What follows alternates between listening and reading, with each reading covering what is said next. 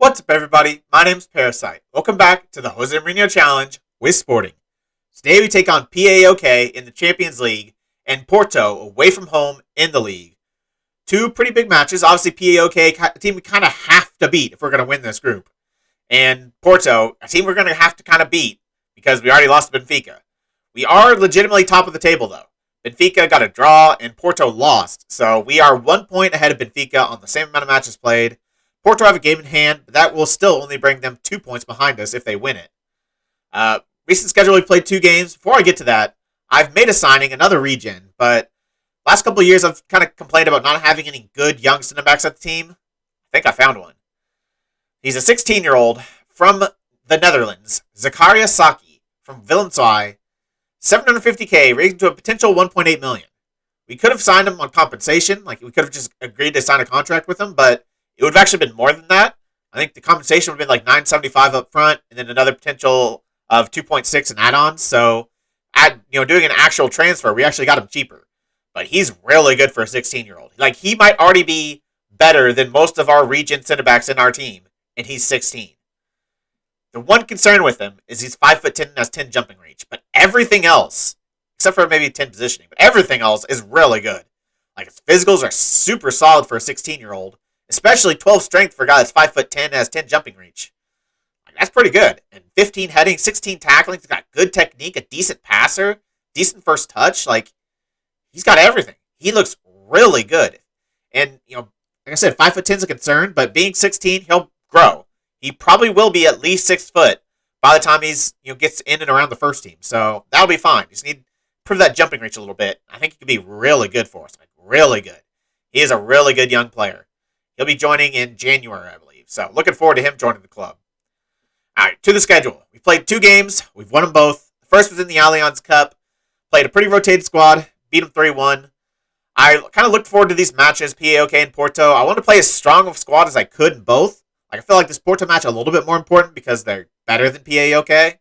So I had to find a way to kind of rotate the team equally between all these matches to make sure everyone's fit for both these matches. And I could put out strong squads for both these matches. So against Philip Krentz, the team I ended up going with, Horazzo in net, Weigl, Nielsen playing center back, Nuno Santos at left back. You have to have 2 under-21 Portuguese players in your starting 11 for these matches for the Allianz Cup. So Luis Figueiredo had to come in, and he did really well. He's a really good 17-year-old Portuguese regen. I think he has a bright future at this club. So he started. Santos, Anicic started. Quintana, Oscar Gonzalez, Bruno Thiago.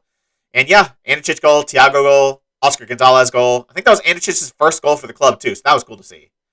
We then played Maritimo in the league, and we've continued our run of not conceding any goals. We've only conceded a goal in 1 league match so far.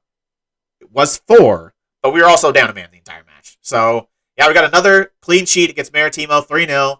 Sesko, Quintana, and a late goal from Mateus Nunes. So we're playing pretty well. Just ignore that Benfica match. If that match didn't exist, that would be a pretty dang good run, considering we got a clean sheet against Man City, beat them 2-0, a bunch of clean sheets in the league, and the only other goal conceded was one where he completely rotated against a second division side in the Allianz Cup that I don't care about. So yeah, I'm actually feeling pretty good. The tactic seems to be doing pretty well, and we're going to use the same tactic today. I think we can do this against PAOK. So the squad we're going with for this one, just to make sure we've got a strong squad available for Porto, is a top 3 of Sorloth, Thiago, and Dike. Midfield of Sensi, Dyer, and Ugarte. Digne starts at left back, Ampadu and Ruan at center back, Weigl at right back, and Horazzo starts in net. So he's on the bench, Franjic, Luis Nielsen, Nuno Santos, Guilherme Santos, Japalinha, Anicic, and Thiago Tomas. So no Sesko. I feel like we can get by without him, especially with the way Thiago's been playing. He might be able to carry this team on his own. So yeah, let's get into the match. We're favorites for a reason. Go out there and make sure they're left into no doubt as to why. I think we've been performing really good recently. I'm proud to see your response after that disappointing result against Benfica. And we've set ourselves up in a good position to start this Champions League group stage with that win against Manchester City. But don't think that means you can take today off. Man City aren't likely to drop many more points, so neither can we. Are you confident that the president shares your ambitions for the club? I really believe everyone at this club wants to achieve the same objectives and long-term goals. We are all working towards success. Pedro Gonçalves, Benjamin Sesko, and Malo Gusto aren't in the squad today but aren't injured as far as we know. Why are they out? It's a simple case of squad rotation. That's something I'm trying to do when I can. Why have you not picked Malo Gusto today? He's been in good form recently. I want to make sure he's fresh for the future. That's all. First highlight, 9.5 minutes in. We're going to start with the ball. Dinier's going to put in a cross. Look for DK at the back post. Finds Bruno Thiago. He nearly gets another goal, but a good save. Is that Roman Berkey? It is Roman Berkey. That's a good signing for them. There's going to be another highlight, and it's another throw-in in the same position, and another ball in towards the back post. Sorloth this time wins it. They're able to clear, but Sorloth's going to pick it back up. Is he going to go for goal here? That is not a good shot. This has been a dominating first half in every single area except for the scoreboard. I think we have like 10 or 11 shots already. We have over 1 XG, and they don't have a shot. Our possession's like 67, 68%. We just need to get on the scoreboard. I love to dominate matches. I'm happy we're dominating this match, but it means nothing if we don't score. And it looks like we might because we have a penalty. That is about 99.9% chance that's a penalty. And I think it'll be... Actually, I'm not sure who's going to take it. I think it might be DK. I think DK is the one that's going to take it. Sorloth has been, but... Oh, it's actually Bruno Thiago. Okay. Is he a better penalty taker than DK? We'll see. Apparently he is, because that was a very good penalty. What is penalty taking? I completely forgot I must have put him as a penalty taker. 15 penalty taking. Yeah, that's really good. Yeah, that's really good. That's some really good penalty taking, and he showed it off there. And we're going to have another highlight. Had quite a few highlights to start this game. Sensi with the corner. And put it towards the back post. DK is going to win it, but he's going to head it over. It looks like the first half's going to end with a 1-0 advantage to Sporting.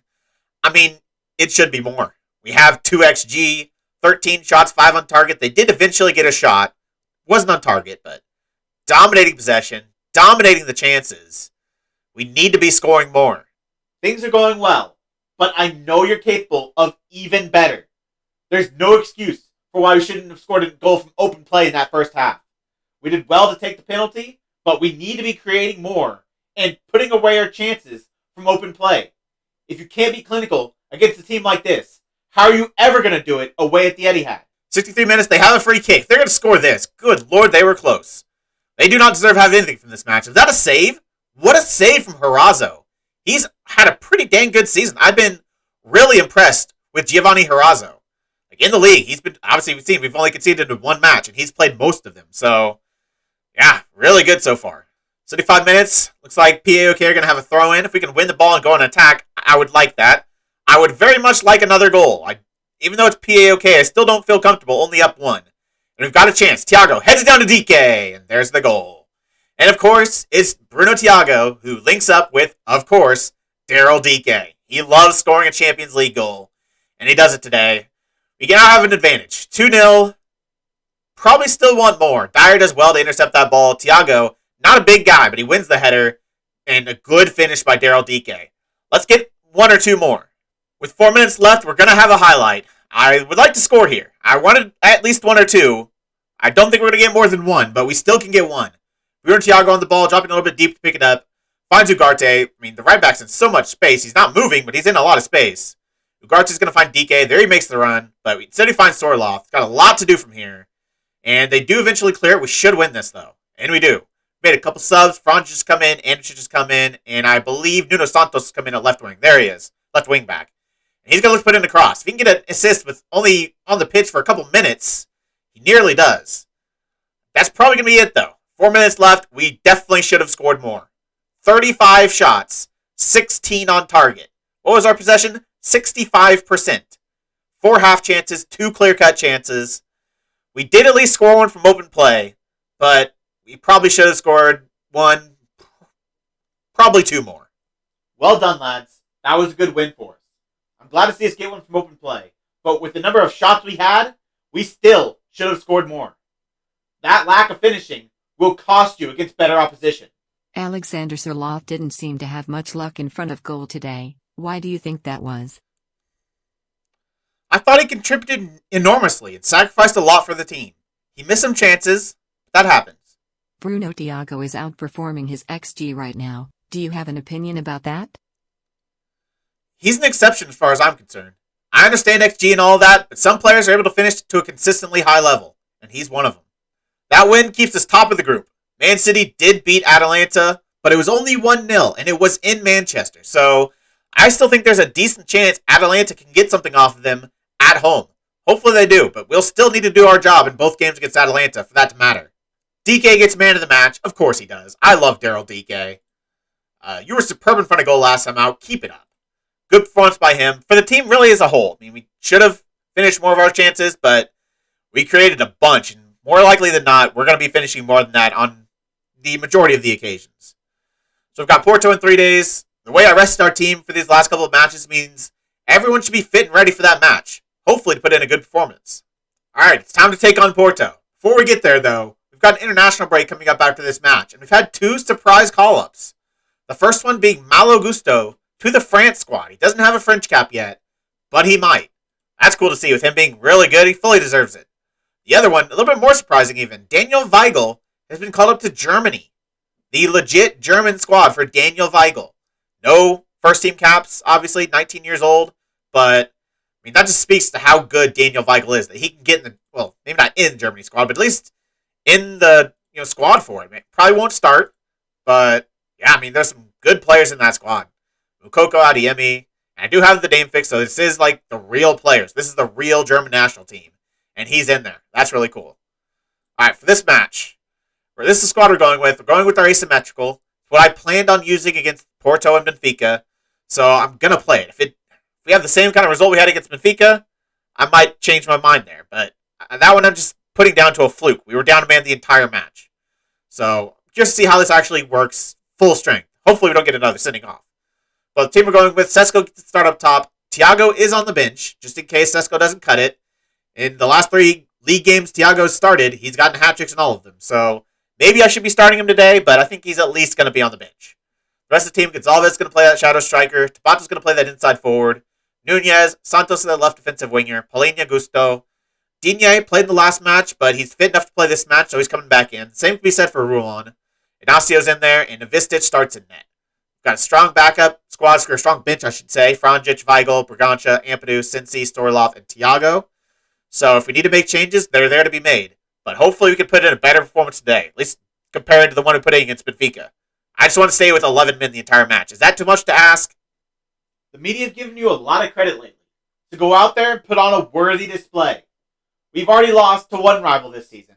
I don't know about you, but I don't want to make it 2 for 2. And we're not going to have 30-plus shots this match. So we're going to have to be more clinical. Our first highlight of the entire match comes about 37 minutes in. There's only been 1 shot in the entire match so far, and it's been for us, and it wasn't on target. We're going to have a chance right now. Mateus Nunez is going to find Digne, getting played through. Is he going to go for goal? He's going to look to pull it back. Finds Nuno Santos, who goes for goal, and that is a very good finish. That is not an easy angle to finish that from, but Santos does very well. Playing as defensive winger, that's kind of a weird position to get into, but he did it well, and he got the goal for it. Now we get the lead, but now we just need to hold on. Digne does a very good job to pull us back. He had a very tight angle.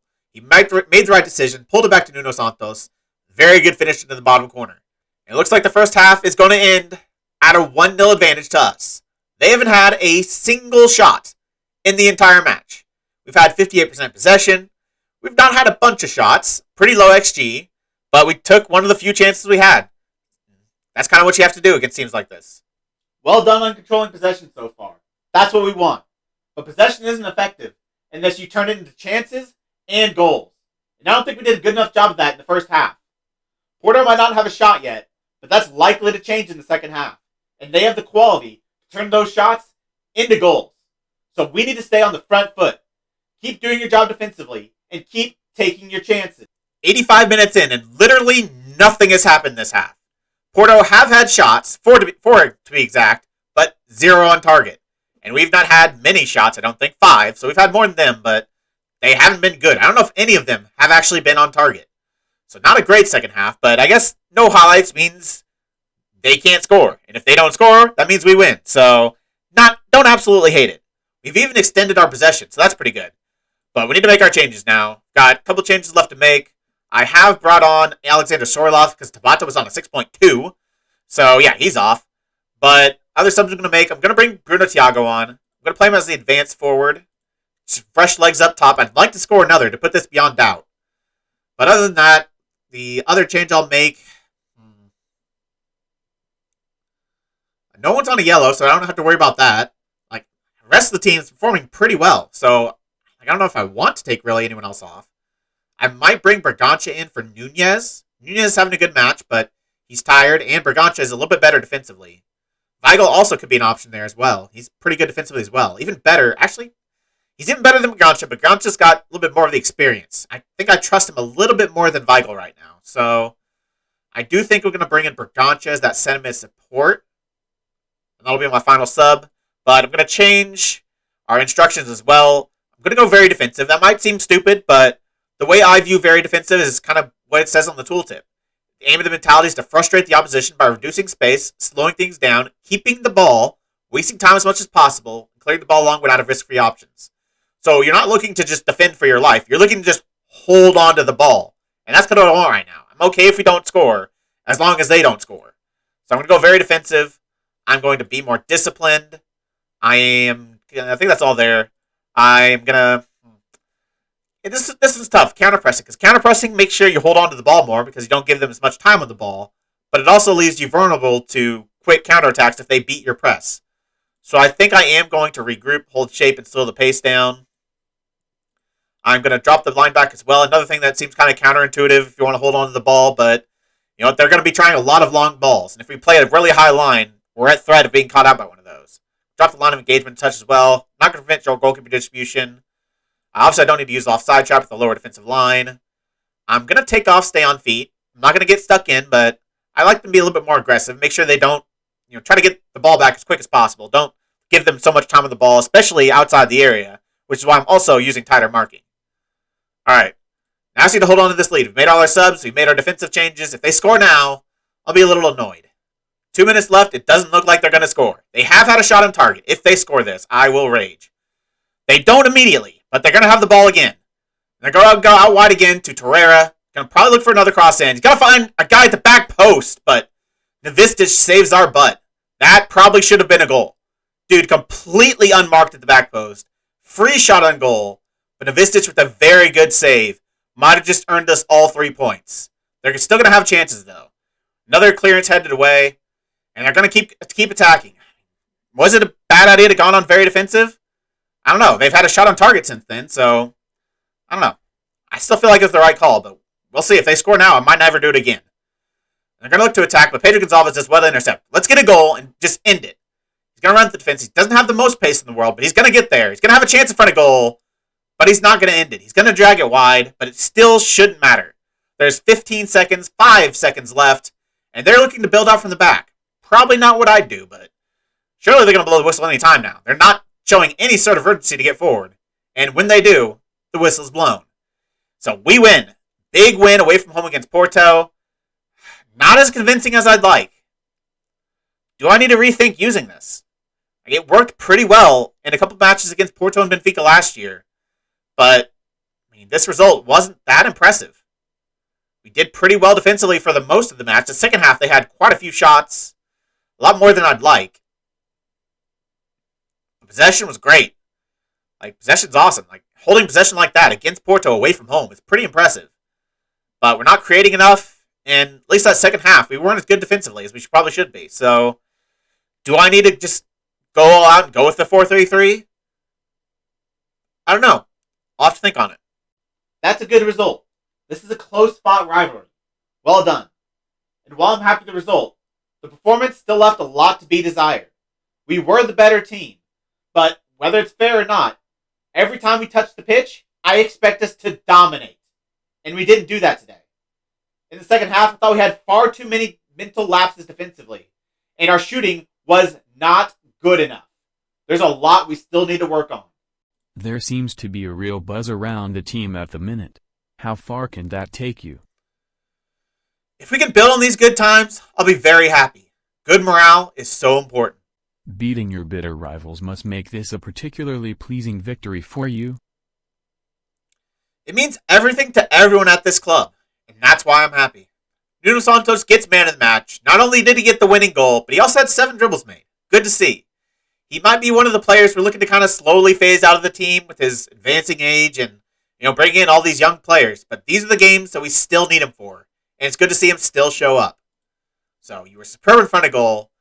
makes us win 5 straight, all of them without conceding. Continues our run of not conceding a goal in the league. It's only happened in one match, and there's a little bit of an asterisk by that match. So I feel like we've started the season, at least defensively, extremely well. And offensively, like, we're scoring goals too. We didn't really today, but away from Porto is always difficult. And all the other matches that we should be doing really well, we have been. All right, so when do we come back? I've got Atalanta coming up. I think I'm going to come back for their second matchup against them, though. Yeah, because this is like 2 games later. So, yeah, we'll come back for this match. That'll set us up well for this Man City match in the next episode after that. In terms of who we're going to play with it, I've got Aruca and Gil Vicente, both teams that aren't very good. Portimonense as well. They're a little bit better, but who'd I rather show? I think I'm going to show Aruca. I don't know if we've ever showed a video with him before, and it's, one away match, one home match. Why not? Aruca and Atalanta, plus double A's. Always like them to be alliterative. So, yeah, I'll see you next time for that. If you made it this far, why don't you like the video, subscribe, and click the bell. The links to all my socials and my Twitch are in the description. I really appreciate all your support. Thank you all for joining me, and I'll see you next time.